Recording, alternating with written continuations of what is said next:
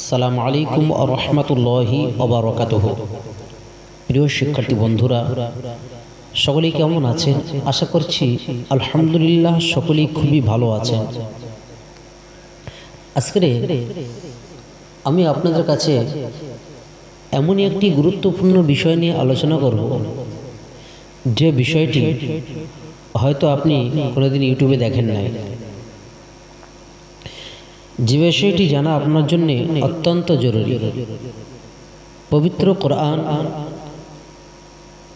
জানতে গেলে এবং বুঝতে গেলে এই বিষয়টি জানা আপনার জন্য খুবই প্রয়োজন। চলুন বেশি কথা না বাড়িয়ে আজকের আমার বিষয়টি শুরু করি। প্রিয় বন্ধুরা, আজকের আমাদের আলোচনার বিষয় হলো সাকিন কয় প্রকার।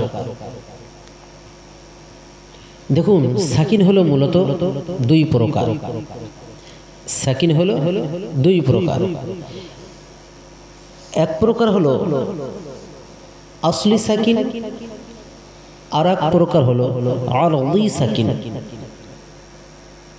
সাকিন তাহলে কয় প্রকার বলেছে? দুই প্রকার, আসলি সাকিন এবং আরদি সাকিন।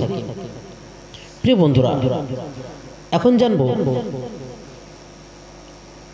আসলি সাকিনটা কি। আসলি সাকিন হলো যে সাকিন প্রকৃত শব্দের অর্থাৎ ওয়াক বা মিলিয়ে পড়া অবস্থায় পরিবর্তন হয় না।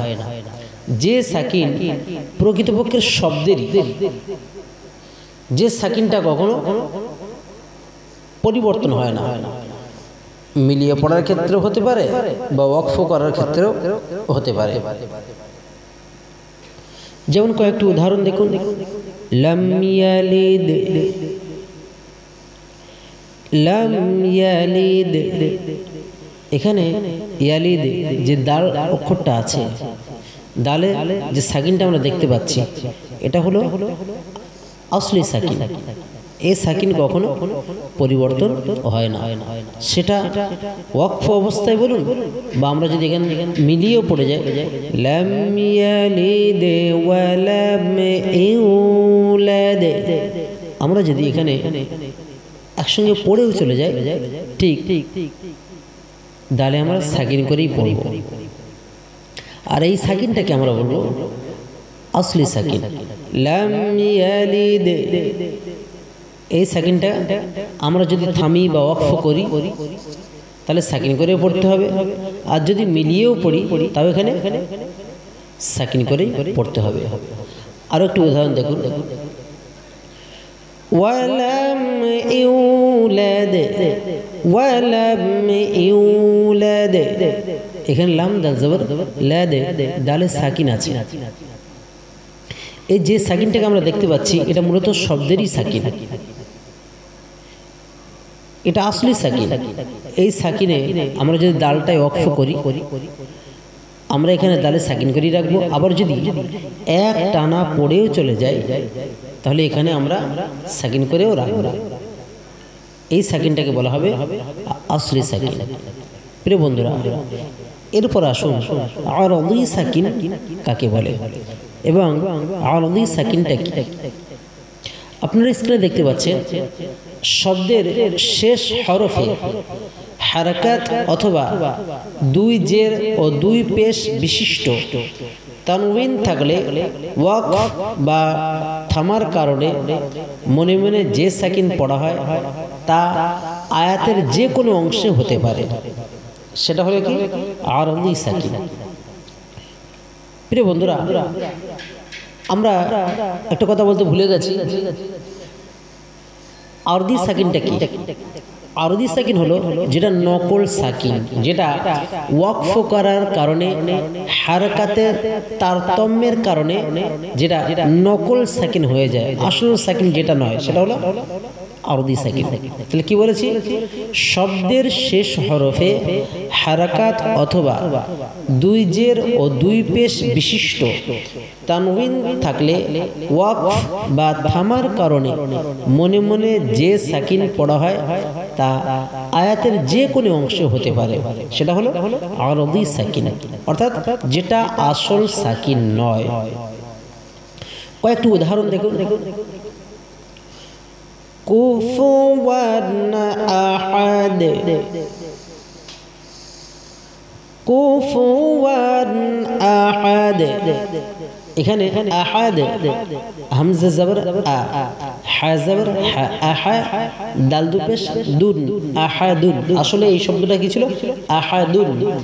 কুফুওয়ান আহাদ, এখানে আমরা যখন ওয়াকফ করলাম, আমরা যখন এখানে ওয়াকফ করলাম, তাহলে আমরা তানবিন অর্থাৎ দুই পেশকে আমরা সাকিন করে দিলাম।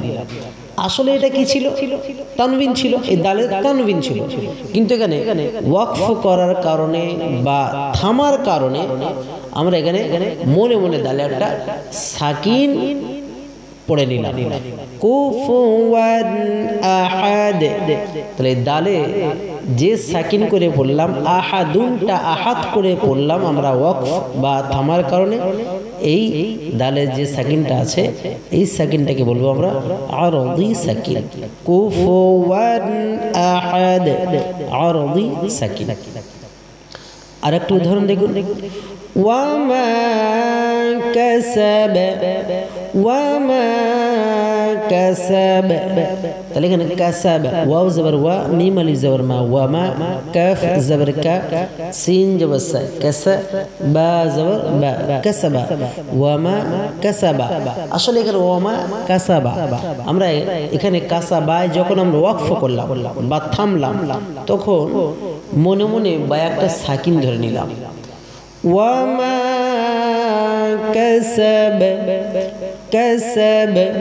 এখানে বায়ে যখন ওয়াকফ করলাম বা থামলাম, কাসা বা না পড়ে আমরা এখানে সাকিন করে পড়ব, কাসাব, কাসাব।